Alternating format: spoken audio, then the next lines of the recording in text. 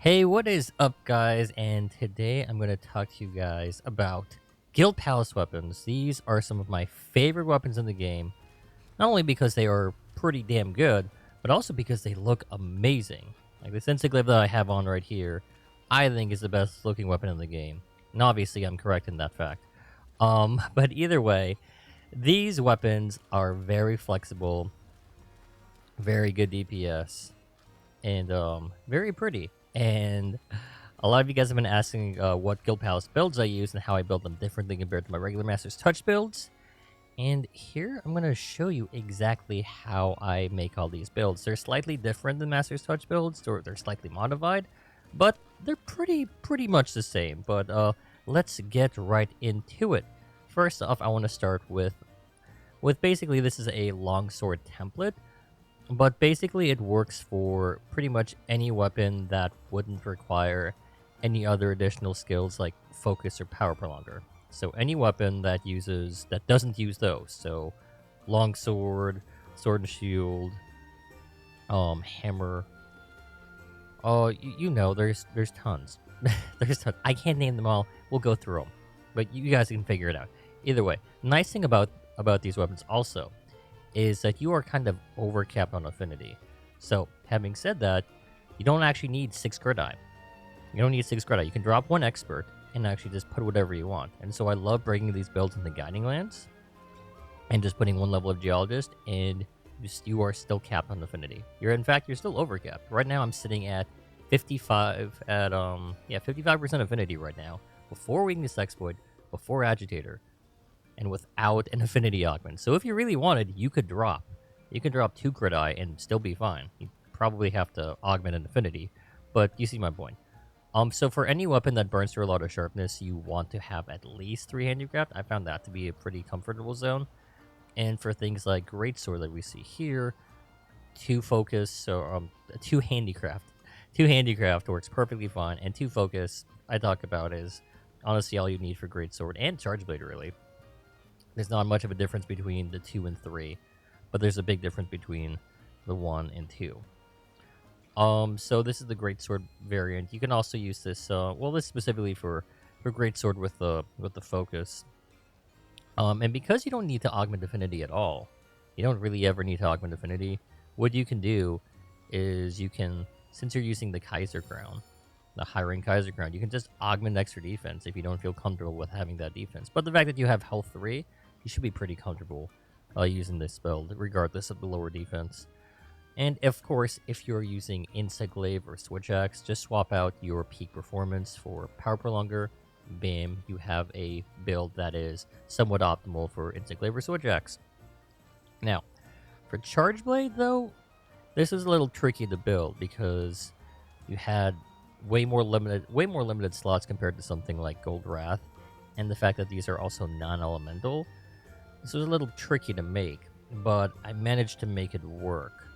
The only downside with this build is you have only 1 health boost, so it's hard to recommend this build unless you are pretty confident with your Charge Blade skills, but this is how I would make it, honestly. I did make 2 different versions of this. Both of them have at least 1 health boost, 3 guard, and guard up. This version is using Agitator for extra deeps and extra affinity, and this version here is an offensive guard. It's an offensive guard version of the build, but you still have 3 guard, 1 health boost, 1 guard up, all the Charge Blade stuff you need. Non-elemental boost is in there too.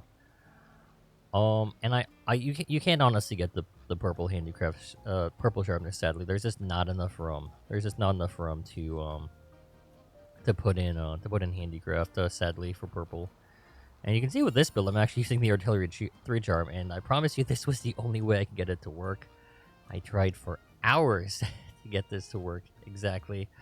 Well, I'm seeing right now, actually, I'm actually seeing right now in this build, you could have 5 guard if you wanted, because I'm seeing the Iron Wall Echoes. You can just put Artillery there and use the guard 5 charm.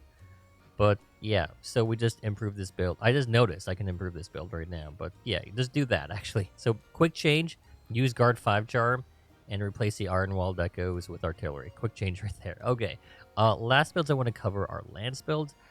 It should be noted, I'm not a Lance expert. I just started using it again. I'm not the biggest fan of Lance, but people wanted to see how it would make a Lance build.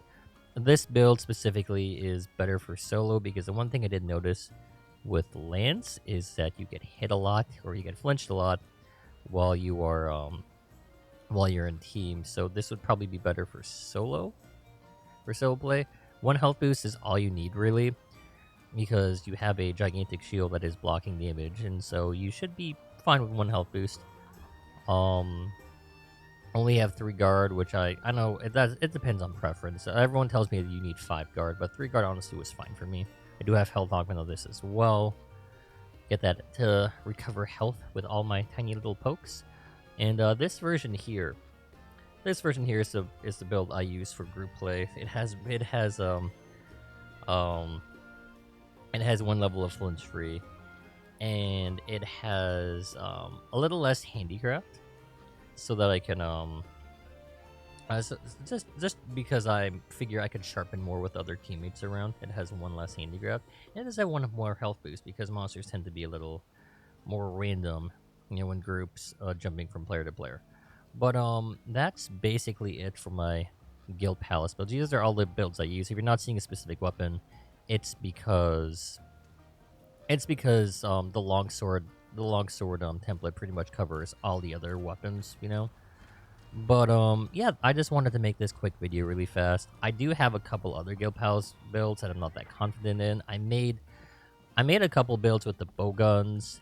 I'll probably make separate videos on those. And I did try out wide shelling gunlance for the first time with the Guild Palace. It was a really weird build, so I don't know if I want to post it yet. But either way, if you enjoyed this video, leave a like, leave a comment, and I stream on Twitch every single day, so check me out there. Until next time, Rain Fam, I will see you guys on Twitch and on YouTube, and good night.